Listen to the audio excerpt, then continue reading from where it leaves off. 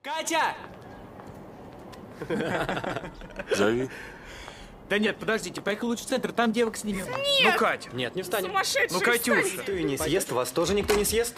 Вот скромная хижина нашего друга. О, да. Живем. Пошла! Ребята, вы Мы что? сошли с ума. Согласитесь, Екатерина Сергеевна. Трудно, не? Тихо. Ты домой пойдешь к бабушке, дедушке. Film dimulai dengan memperlihatkan seorang gadis berusia 20 tahun yang bernama Katia. Diketahui Katia ini tidak memiliki ayah alias yatim dan sekarang tinggal di sebuah desa kecil sama kakeknya yang bernama Ivan. Sedangkan ibu Katia sendiri sudah menikah lagi yang sekarang mengikuti suami barunya tinggal di luar kota. Sang kakek yaitu Ivan, rupanya dia adalah seorang veteran Perang Dunia Kedua yang kini sedang menikmati masa pensiunnya.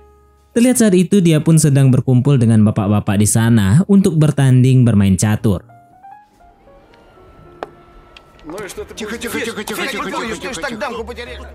Di lingkungan yang sama ada 3 orang pemuda.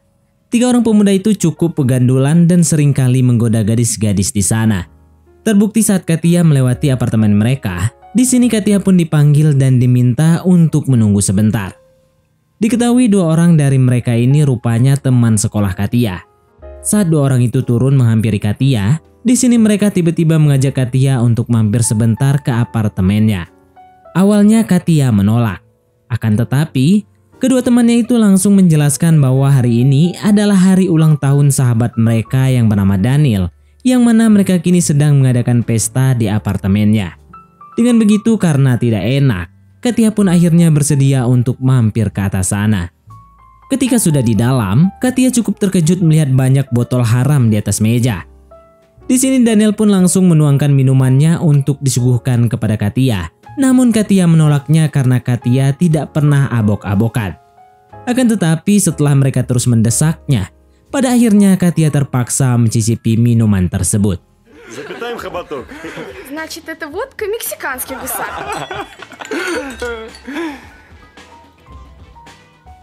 Kemudian di sini juga mereka meminta Katia menyanyikan lagu ulang tahun untuk Daniel karena kebetulan Katia pandai bernyanyi. Namun saat Katia sedang lengah, tiba-tiba salah satu temannya yang bernama Isro menuangkan sebuah serbuk ke dalam minuman Katia. Какой горький. Потому что настоящее. Новый свет. Happy birthday. Tak lama kemudian, kepala Katia tiba-tiba merasa pusing dan mual. Lantas Katia pun meminta izin untuk ke toilet. Akan tetapi bukannya ditunjukkan di mana kamar mandinya, para pria itu malah mengarahkan Katia ke ruangan lain. Вижу. Только Типунтин язык Готовьтесь к придумал. новым боям. Ведь бизнес. Это поле. Di sana Katia yang menyadari niat mereka. Terlihat jelas Katia pun mulai tidak nyaman, sontak Katia pun memutuskan untuk pulang. Akan tetapi Katia yang semakin pusing, ia seketika tak berdaya. Hingga pada akhirnya, Katia pun diperkaos oleh mereka secara bergantian. Тихо. Ты домой пойдешь к бабушке, дедушке.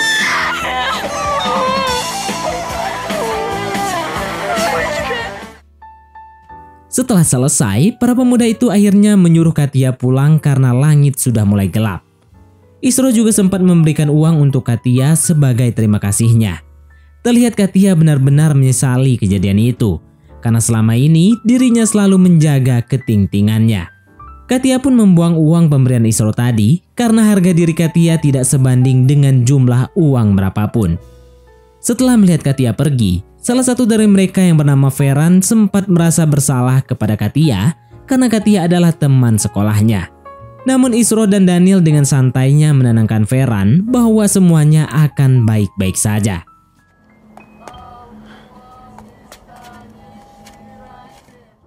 Katia yang sudah tiba di rumah, ia pun menangis terisak-isak karena kejadian yang menimpanya seketika membuat dirinya trauma.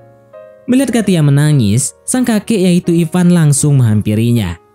Awalnya sang kakek tak mengerti dengan apa yang terjadi pada Katia, sebab Katia tidak mau menceritakan kejadian itu. Akan tetapi ketika Ivan melihat darah keluar dari pangkalnya, ia pun seketika mengerti apa yang telah terjadi. Lantas dalam keadaan hancur hati, Katia langsung menceritakan yang sebenarnya. Katia juga menyebutkan bahwa yang telah melakukannya adalah Daniel, Isro, dan Ferran. Setelah mengetahui semuanya, Ivan yang tidak mau tinggal diam, dia pun langsung berencana untuk meminta pertanggungjawaban mereka bertiga. Singkat waktu saat Ivan akan mendatangi apartemen mereka, tiba-tiba Ivan dihentikan oleh tetangganya. Si tetangga yang melihat Ivan begitu emosi, dia pun mencoba bertanya baik-baik pada Ivan apa yang sudah terjadi. Ivan pun langsung menegaskan kalau dirinya sangat tidak terima karena cucunya telah diperkaos oleh 3 pemuda bagundal. Mendengar semua itu, di sini si tetangga yang tahu betul dengan sejarah Ivan di masa lalu, ia berusaha menenangkan Ivan untuk tidak berbuat kebrutalan. Si tetangga menyarankan agar Ivan menelpon polisi terlebih dahulu sebelum Ivan bertindak sendirian. Kemudian si tetangga bertanya di mana Katia sekarang. Ivan mengatakan kalau Katia terus mendekam di kamarnya karena dia sekarang benar-benar merasa terpuruk. Di sini si tetangga menyarankan Ivan agar Katia tidak menghapus lukanya agar nanti bisa dijadikan bukti. Rupanya diketahui si tetangga tersebut bukanlah warga biasa. Ternyata dia merupakan seorang instansi polisi yang mengerti dengan hukum. Namanya ialah Robi. Di sini Robi juga berjanji akan membantu Ivan dalam menangani kasus tersebut. Pada akhirnya, Ivan bersedia mempercayakan kasus sang cucu kepada Robi. Setelah Robi melaporkan kejadian ini kepada atasannya, saat itu juga para polisi diam-diam berdatangan untuk menyergap apartemen mereka. Di sini si inspektur polisi sampai-sampai membuka bajunya untuk berpura-pura menjadi seorang pemabuk agar mereka mau membuka pintunya. Pada awalnya para pelaku bersikeras bahwa mereka tidak melakukan kesalahan. Bahkan Ferran mencoba mengancam dan menggertak polisi dengan mengatakan kalau ia adalah anak seorang jenderal. Akan tetapi si inspektur tidak peduli karena hukum harus tetap ditegakkan. Setelah itu para polisi menemukan sebuah kain yang masih ada bercak darah, sehingga para bagundal ini sudah tidak bisa lagi mengelak atas perbuatannya. Saat mereka akan dibawa ke kantor polisi, tiba-tiba sang jenderal polisi datang. Di sana si jenderal tiba-tiba meminta untuk menghentikan penangkapan ini, yang ternyata si jenderal ini rupanya adalah ayah Ferran. Dia juga menjanjikan sejumlah uang kepada si inspektur polisi agar dia tidak melanjutkan penangkapan tersebut. Namun sayangnya, permintaan itu ditolak. Dengan tegas Ferran, Daniel, dan Isro tetap akan dibawa ke kantor polisi untuk mempertanggungjawabkan perbuatannya. Hingga ayah Ferran kembali merayu si inspektur polisi dan para polisi yang bersangkutan dalam penangkapan ini dengan menjanjikan uang dan naik jabatan. Mendengar kata uang, para polisi yang lain seketika akhirnya setuju, hingga si inspektur pun mengikutinya, dan ketiga pemuda itu akhirnya hanya diberikan arahan dan tidak jadi dibawa ke kantor polisi.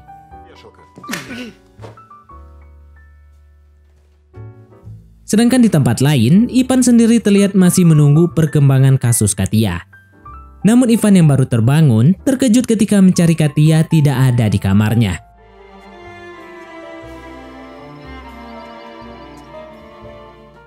Rupanya Katia sedang mendekam di kamar mandi yang kini terlihat semakin stres. Ditambah Katia merasa mual-mual yang membuat dirinya seketika takut akan hamil dari seorang laki-laki yang tidak diketahui mana bapak aslinya.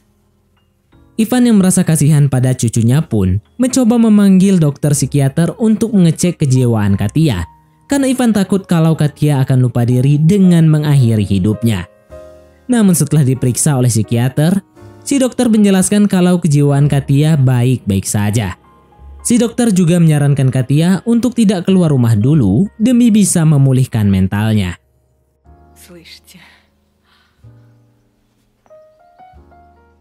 Di kemudian hari, Ivan mendapatkan laporan bahwa para pelaku dibebaskan karena pengaruh ayah Ferran. Sontak Ivan yang tidak terima, ia langsung bertekad untuk membawa kasus Katia ke pengadilan. Namun sebelum itu, Katia dan Ivan pun pergi ke kantor polisi untuk melakukan pemeriksaan lainnya.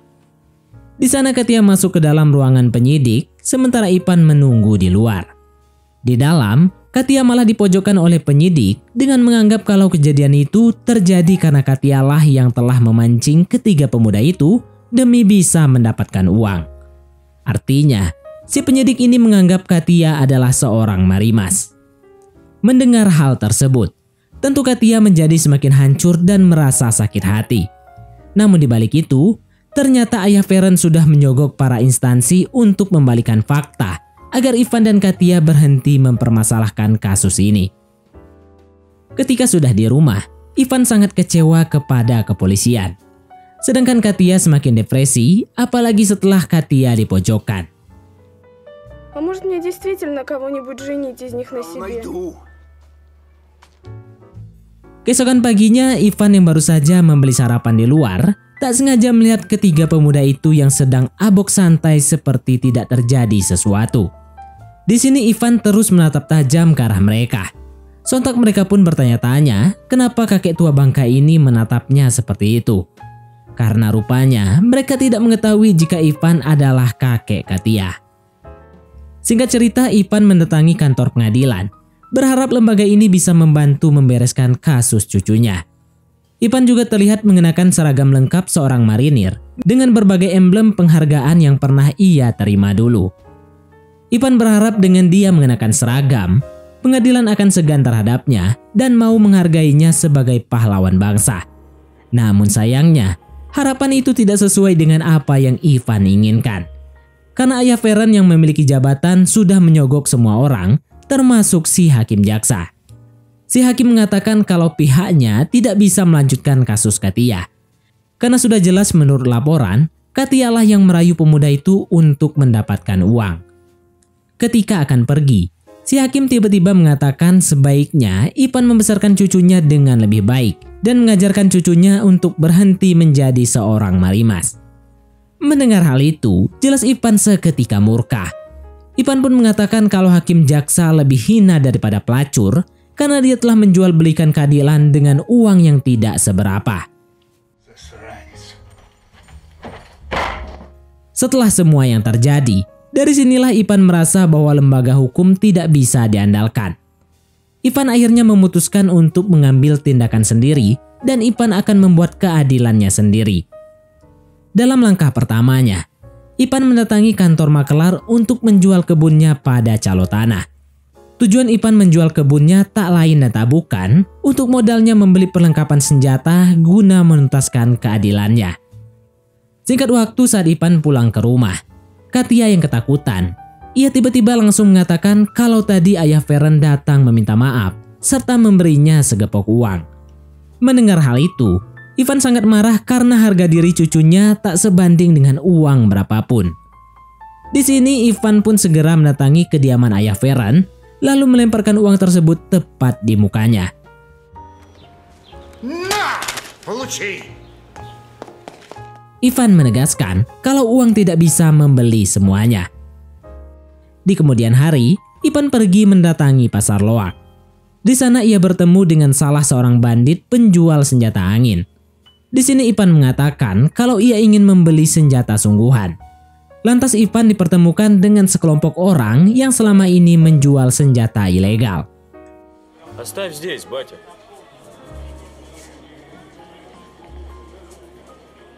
Ivan mengatakan kalau ia ingin membeli senjata sniper lengkap dengan teleskop, peredam, serta pelurunya. Нет, батя. Setelah mendapatkan pelengkapan senjata yang dia inginkan, penjual itu pun memberikan akses kepada Ivan ke sebuah ruangan untuk mencoba senjatanya. Para penjual terlihat sedikit meremehkannya, karena dari tampangnya, Ivan seperti bapak-bapak biasa. Namun seketika mereka dibuat kaget, sebab tembakan Pak Tua ini tidak ada yang meleset. Лук прям. Какие патроны берешь? А какие есть?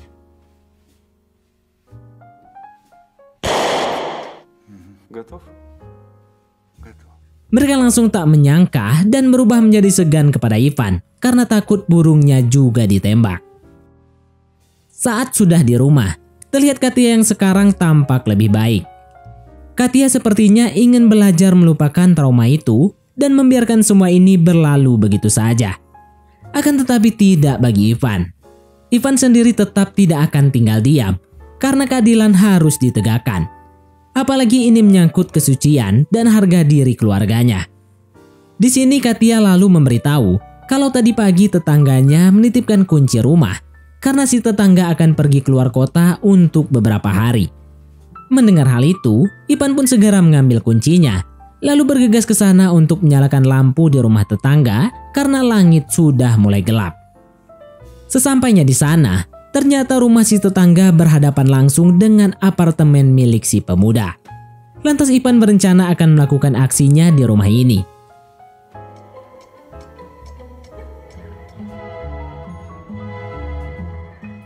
Saat Ivan kembali ke rumah, ternyata di sana ada Ibu Katia dengan suami barunya. Terlihat Ivan pun sangat merindukan keduanya sebab mereka sudah lama tidak pulang. Di sana juga Katia yang sudah lama tidak berjumpa ibunya. Terlihat ia pun memeluk erat sang ibu. Katia pun tak lupa menceritakan semua kejadian yang menimpa dirinya belakangan ini. Dengan begitu, Ibu Katia menenangkan putrinya untuk melupakan apa yang telah terjadi dan kembali beraktivitas normal karena hidup harus menatap ke depan. Namun di tengah kehangatan berkumpulnya keluarga itu, Ibu Katia tiba-tiba meminta uang kepada Ivan. Apalagi ia tahu kalau Ivan baru saja menjual kebunnya. Lantas Ivan kemudian menyadari jika dia kembali hanya untuk meminta warisan, bukan untuk putrinya. Tentu hal itu membuat Ivan kesal dan langsung mengusir Ibu Katia untuk pergi. Singkat waktu di malam berikutnya, Ivan diam-diam membawa peralatan senjatanya ke rumah si tetangga untuk mempersiapkan aksinya esok hari. Hingga saat hari H, sambil menunggu kedatangan ketiga pemuda itu, Ivan berkumpul bersama bapak-bapak di sana sembari menontoni permainan catur agar tidak dicurigai.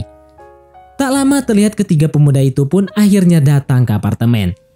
Lantas Ivan segera pergi ke rumah tetangga melalui jalan belakang.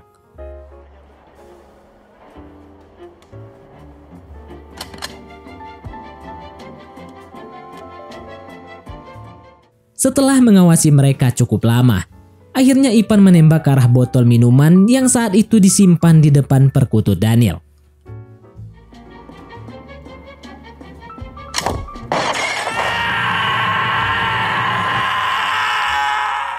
Hal itu dilakukan agar pecahan botol tersebut melukai perkutut Daniel dan agar terlihat seperti sebuah kecelakaan. Alhasil burung perkutut yang dulu pernah digunakan melukai hati cucunya kini sudah tidak bisa diandalkan lagi. Kemudian Ivan segera membereskan rumah tetangganya, lalu kembali bergabung bersama teman-temannya seolah tidak terjadi apa-apa.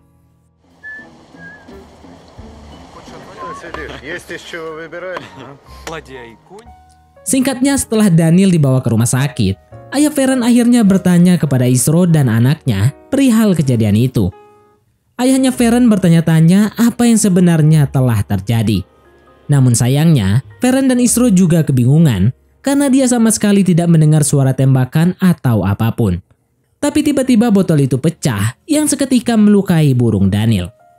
Mereka berasumsi mungkin ini salah Daniel sendiri yang tidak hati-hati dalam memegang botolnya, sehingga menjadi pecah. Akan tetapi ayah Feren yang merupakan jenderal polisi, ia langsung menduga kalau semua ini adalah ulah dari Ivan. Keesokan harinya, Ivan bertemu lagi dengan Robi, yaitu tetangganya yang merupakan seorang polisi. Ternyata, saat itu Robi ditugaskan oleh atasannya untuk menyelidiki Ivan. Di sini Robi mengatakan kalau ia sangat berharap Ivan tidak ada kaitannya dengan kejadian Daniel kemarin. Singkat waktu berhari-hari kemudian, memperlihatkan Isro yang sedang berada di dalam mobilnya yang sepertinya hendak pergi. Mengetahui hal tersebut, Ivan langsung menggunakan kesempatan ini untuk kembali melakukan aksinya. Hingga ketika Isro memanaskan mobilnya sembari menyetel musik yang keras, tiba-tiba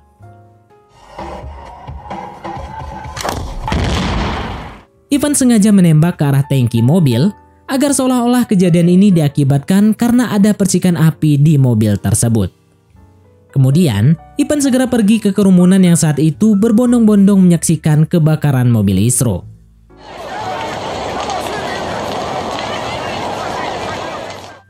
Di sana Robi sempat melihat ke arah Ivan dan seketika curiga kalau kejadian ini adalah ulah Ivan. Namun sampai sekarang, Robi belum bisa menemukan bukti apapun jika Ivan adalah pelakunya. Adegan berpindah ke rumah si Jenderal, yang mana terlihat saat itu Feren cukup shock dengan apa yang terjadi kepada kedua sahabatnya. Di sini ayah Feren juga menduga kalau ini pasti ulah Ivan yang ingin balas dendam. Maka dari itu, ayah Feren meminta pada putranya tersebut untuk tetap mendekam di dalam rumah karena target selanjutnya pasti adalah Feren. Mendengar hal tersebut, Feren seketika menjadi takut tak karuan. Ia tidak mau nasibnya akan sama seperti Daniel dan Isro. Di sini Feren lalu meminta sang ayah untuk segera turun tangan sebelum Ivan melakukan aksinya. Di sisi lain, Robi mendatangi rumah Ivan ketika Ivan sedang tidak ada di rumah. Robi beralasan kepada Katia kalau ia ingin berkunjung hanya ingin melihat keadaan Katia. Di sini Katia mengatakan kalau sekarang ia sudah membaik dan sudah melupakan kejadian-kejadian kemarin. Saat Robi melihat ke arah kunci, Katia langsung menjelaskan kalau kunci itu adalah kunci rumah milik tetangganya yang dititipkan karena si tetangga sedang keluar kota. Hingga saat Katia akan menyiapkan minuman, Robi segera mengecek di setiap sisi rumah Ivan, berharap ia menemukan bukti. Namun sayangnya, Robi tidak menemukan apapun di rumah tersebut. Kembali ke rumah Feren. Di sana ayah Feren memberikan putranya sebuah senapan agar Feren bisa berjaga-jaga. Si Jenderal juga berpesan untuk tidak ragu menembak Ivan jika Ivan mendatangi rumah mereka. Karena sebelumnya ketiga pemuda itu ada urusannya dengan Ivan.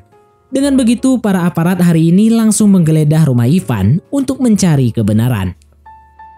Дед, а что они ищут? Di sana juga si Jenderal terus mendesak Ivan untuk mengakui perbuatannya. Si Jenderal pun meminta Ivan untuk menunjukkan senjata-senjatanya, mengingat Ivan dulu merupakan seorang veteran perang. Akan tetapi, ketegangan itu tak lama dibuyarkan oleh tetangga Ivan yang baru saja pulang dari luar kota. Di sini si tetangga yang tidak mengetahui ada kekacauan di lingkungannya. Ia langsung meminta kunci rumah yang sebelumnya ia titipkan. Mendengar hal itu, si Jenderal langsung curiga kalau peralatan senjata Ivan pasti disembunyikan di rumah si tetangga. Lantas saat itu juga, si Jenderal membawa Ivan menuju rumah si tetangga.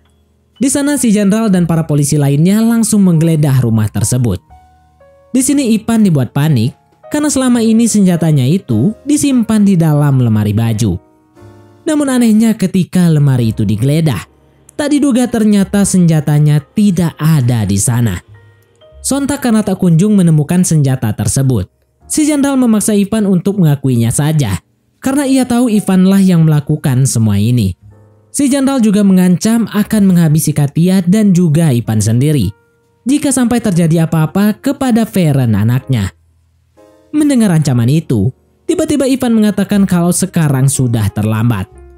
Dengan begitu sontak si Jenderal dan para polisi detik itu juga langsung bergegas ke rumah untuk menyelamatkan Feren. Dan sesampainya di sana, si Jenderal terus menggedor-gedor pintu karena Feren tak kunjung membukanya. Hingga si Jenderal membuka paksa pintu tersebut dengan menembaknya. Namun tiba-tiba,